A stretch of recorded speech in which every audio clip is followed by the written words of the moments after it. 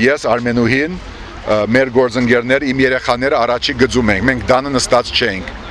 Եթե մեկը գար, որ արյուն գրեց, դա իմ որդին Գարինն է, Արմեն Մարտիրոսյանն էր, եւ ես պատրաստ չէի այն դեպքում, երբ միլիոն գոմ քվեարկողներից մի քանի հազարը ներկա են։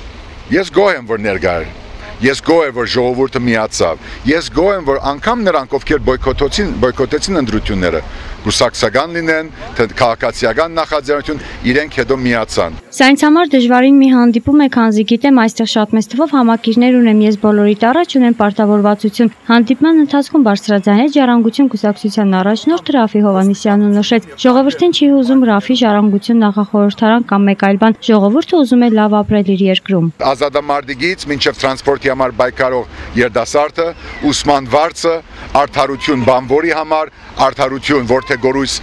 ծնողի համար, արդարություն երդասարտի, արդարություն նրա համար, ով գազի գնի թանկացումը վաղը մյուս օրը իր մաշկի վրա պիտի սկա շատ շուտով, այս բաները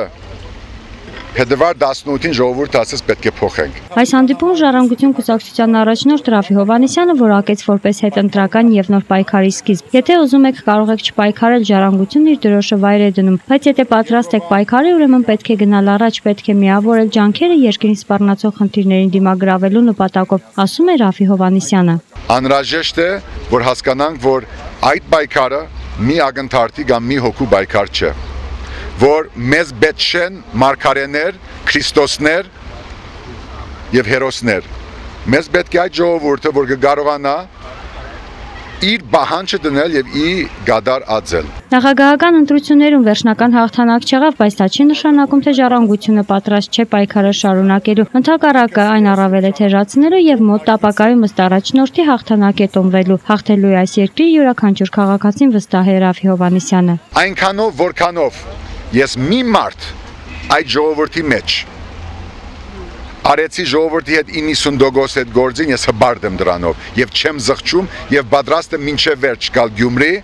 եւ մինչեւ վերջ դանել այդ պայքարը, բայց այդ մինչեւ վերջը նա չի, որ ամեն մեկը դանը նստի եւ ասի հələ տեսնենք ինչ են անում այնտեղ։ Ես մտածեցի քաղաքացու կյանքի մասին։ Ես մտածեցի բոլորի մասին, ովքեր պիտի վտանգի դագնեն։ Առաջերտին քաղաքացիների պայքարով եւ հետո ոստիկանների։ Բայց ասում եմ, որ հաջորդ անգամ,